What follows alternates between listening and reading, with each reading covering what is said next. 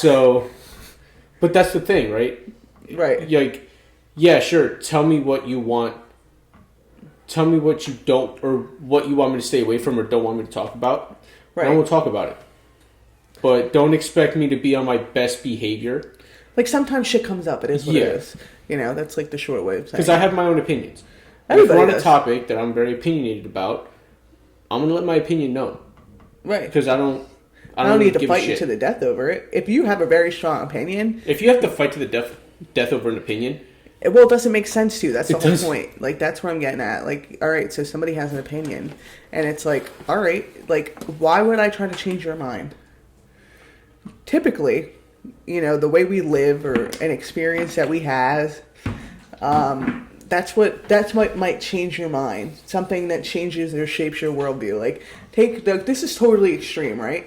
But take, what's that movie with Ed Norton? American History X. He, he's like this, he's like a neo-Nazi guy. Something terrible in his life happened, and his dad died as a result of it, and he blamed black people. Or somebody, you know, kind of preyed on his way of thinking and his grief and that experience, and, you know, this information kind of shaped the way that he felt about, you know, African Americans, whatever. So, you know, he's super involved in this, like, right-wing neo-Nazi movement in his area of California, this, that, and the other thing. He goes to jail for, like, assaulting somebody who arguably, you know, you could say he took it too far. They were breaking into the car or whatever. But then, you know, there's that rage behind, like, oh, these people, like, killed my dad, and now I've got one, and I'm curb stomping them. Yeah. You know, that's wild. So... that being said, then he gets locked up, he goes to jail, of course, he makes best jail friends with this fucking black guy, and then, you know, but he comes out of that situation, and he's, you know, he's not a racist, he doesn't subscribe to that ideology anymore. Now, is that super far-fetched? Absolutely. But, that being said, that's just what I mean about this, a big experience. So, to take it back to, like, you know, his opinion... prior to that experience of, like, going to jail or being around another group of people and being forced to, like, integrate a little bit. Not that, I mean, prison's pretty segregated, you know what I mean? But to live around when you don't really want to. Like, I wouldn't have wasted my breath having a conversation with this guy about race. Yeah. And, you know, just that type of stuff, because we would, where would I get? Like, what, you know? That wouldn't make sense. I wouldn't talk to him about black people. I wouldn't even talk to him. Yeah. For obvious reasons. You know what I mean? I think... I don't want to sound super woke, because you know I'm not that. But I think... far from it, I'm afraid. If you're looking for that from me, don't expect it. But... I think in order for us to be able to...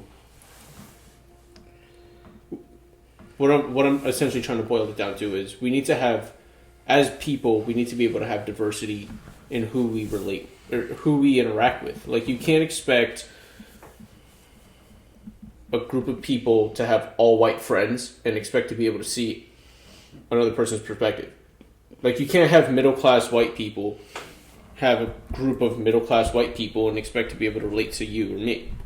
Right? Right. I say me not as a white guy, but as a low-income person, right? Who lives on food stamps.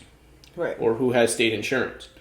Right. And am I getting personal? Yeah, but I'm trying to drive a point home. Right. You know, like, I have well-to-do white friends. I have well-to-do black friends. I have Puerto Rican friends. I have... You're like, whatever the fuck this person Whatever is. you are. Whatever you are. Whatever your Ancestry.com says you are. I know people who are low-income white people. I know people who are wealthy black people. I know my bosses who are very comfortable. Like, I'm very diverse. So I'm able to understand and be empathetic about different ways different of the human walks of experience. Life, right? Mm-hmm. I don't give a shit if you're black, white, straight, gay, fat, skinny, tall, short. You sure don't. I really don't give a shit. You know? Sure don't, dude. Like, and I think that just speaks to the type of person everybody is. You know, like, Right. you have to be able to, I don't want to say step outside your comfort zone, but you have to be able to seek out relationships with different types of people who are different from yourself, and only then will you be able to understand, like, okay, that's this perspective. Right. But that comes with the caveat of that's not everyone's perspective. Like, no two people, you and Calvin and Jay, don't see the world the same way. No, we all look very much alike, but we're all very different. Exactly. So even if you didn't know us as relatives, you could never pin us exactly under the same umbrella. Exactly. Like John and I, You guys are very different. very different. Yeah. Not just personality, but the way that we see the world. But that caveat about perspective, like about having the perspective to put yourself outside of your comfort zone, you know, I will say from a different way of looking at that, right? Whereas I think you're right, you know, like I think it's healthy to know all different types of people. It could be very uncomfortable. Of course. And even when you have the diversity of opinions or diversity of perspectives, Right. even seeking out another different perspective, each different perspective you seek out, I mean, you should always becomes be able very uncomfortable. Not Right. very uncomfortable, but it becomes uncomfortable. It becomes increasingly less so, like Right. marginally less uncomfortable, but it's uncomfortable nonetheless. You're never going to have full comfort talking about someone's perspective and getting personal with them because it's personal to them. Right. It's just like how I'm never comfortable talking about my personal business with someone I just met. Not just met, but someone who I've never divulged that information to. Right. You know? Right.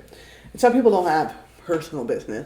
But what I was going to say is, like, you know, I also feel like there are so many different pockets of, like, all right, say you're from, like, you know, a little bit more Midwest, and it's primarily white in your area. Like, it's crazy, like, how you don't even know how to, you just have some of those people have never interacted with, like, a person of color. Still. And then you have people... They've never even had, like, for instance, a black teacher. And I'll do you one better. Whereas that could be an everyday occurrence, 50 miles up the parkway. Yeah. Or in New York, I never had a black teacher until high school. And I have only had one. And it wasn't until college I had one black undergraduate professor. And in graduate school, I had two. But does that speak to the profession, though? Because... No, because I have a very diverse profession. You're the education profession. No. I'm just saying, in a public school, just Got it. in general, I'm like one in all 12 years of public education, 13. Really. Well, That's wild. I'll piggyback off of that, though. Like, there's people who have only gone to private school and are very religious. And they don't see the non-religious point of view. They see it, Right. but they subscribe to their own, which is fine. Mm-hmm. But at least be able to I'm not asking you to empathize. I'm asking you to understand my point of view. But I also think that it's hard because, again, like, you are... How entrenched do you have to be in an idea Well, to be able say to... you go to private school your whole life, right? And you're surrounded by mostly, white people, whatever. Your school has the ability to kind of, like, you don't have to teach what we learn. Right. So you have the ability to kind of, like, indoctrinate people into whatever, not in a bad way. I'm saying that you use this viewpoint and this ideology of this religion as part of your education plan, right? It's the same as us going to school and we're like, we have 9 planets.